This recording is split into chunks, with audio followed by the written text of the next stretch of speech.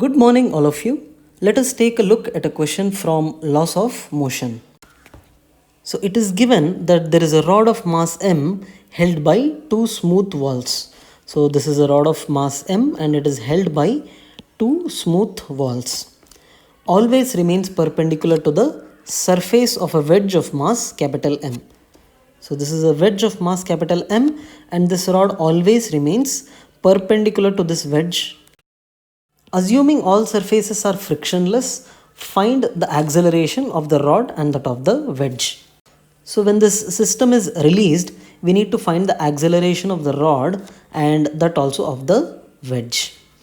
It is given angle of inclination of the wedge is theta. So this angle of inclination of the wedge is theta. So let us release the system and see how the system starts moving.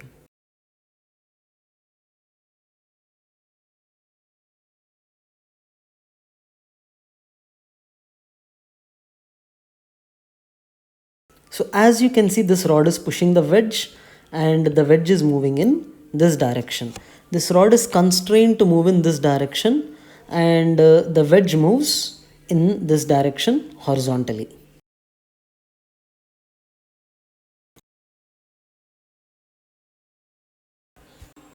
So this is the free body diagram of the rod, and the forces acting on the rod are first gravitational force mg. As this rod is in contact with these two smooth walls, so there is a normal reaction due to this wall, normal reaction N2, and due to this wall there is a normal reaction N1 perpendicular to the two surfaces of walls. As the rod is in contact with the wedge, so there is a normal reaction force due to the wedge on this rod. The rod is constrained to move in this direction only, so we are writing the acceleration of the rod in this direction as AR. This is the free body diagram of the wedge. So there is a gravitational force mg acting downward and the wedge is in contact with the ground. So due to the ground there is a contact force upward N3. As the rod is in contact with the wedge, we said that the wedge applies a force N on the rod. So the rod applies a force N on the wedge in the exactly opposite direction. We have seen that the wedge is moving in this direction. We are marking the acceleration of the wedge as AW in the horizontal direction. So now let us write the equations for this rod. Okay, so we are taking this as the x direction and this as the y direction, and the rod is moving only in the x direction. So we will write the net force, or we will write the Newton's second law in the x direction. The force mg acts downwards, so the angle of inclination of the inclined plane is theta here. So this angle will be 90 minus theta, and we know that this rod is perpendicular to the inclined plane. So if this is 90 minus theta, this will be theta. So the component of mg along the rod will be mg cos theta. So we have two forces, one is mg cos theta and normal along the rod. So in the x direction we can write the equation mg cos theta minus n equals to mass into acceleration of the rod.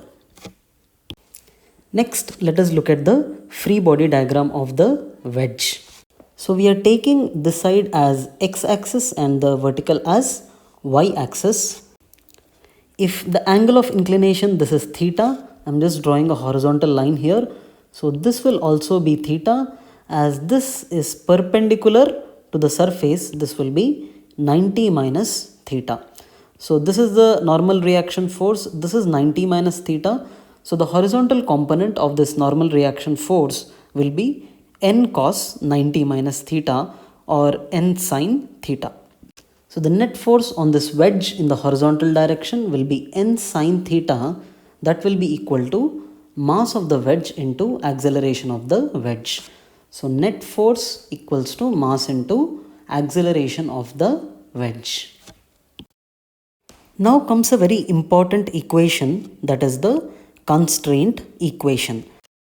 In this case, if the rod and wedge are always in contact, then the accelerations of the two along their common normal must be equal. So the component of the acceleration of the wedge along this direction is AW cos theta, and along this direction is AW sin theta. If AW sin theta and AR are always equal, then only the rod and the wedge will always be in contact with each other throughout the motion. So we can write AW sin theta equals to a rod. So we are writing the constraint equation along the common normal as AW sin theta equals to AR. We have three equations, that is 1, 2 and 3, and we have three variables, namely normal, acceleration of rod and acceleration of wedge. So by solving these three equations, we can get the value of AR and a wedge. So we have got three equations here, and now we will put equation 2 and 3 in 1. So these two equations we will substitute in the equation 1. So we are writing mg cos theta minus, what is normal here, MAW by sin theta from equation 2. So normal we are substituting as MAW by sin theta equal to small m into AR. Now what is AR? It is nothing but AW sin theta. So in place of AR I am writing AW sin theta. Now I am taking this term towards right side. So I will get mg cos theta equal to MAW by sin theta plus MAW sin theta. In this step what I am doing is I am taking AW common, and so I will get mg cos theta equal to AW into m by sin theta plus small m sin theta. From this we can take this whole term into the denominator and we will get the value of AW. So we get the final answer as AW equals to mg cos theta divided by m by sin theta plus m sin theta. Now to get AR, we need to multiply AW with sin theta. We get the value of AR as mg cos theta sin theta divided by m by sin theta plus m sin theta.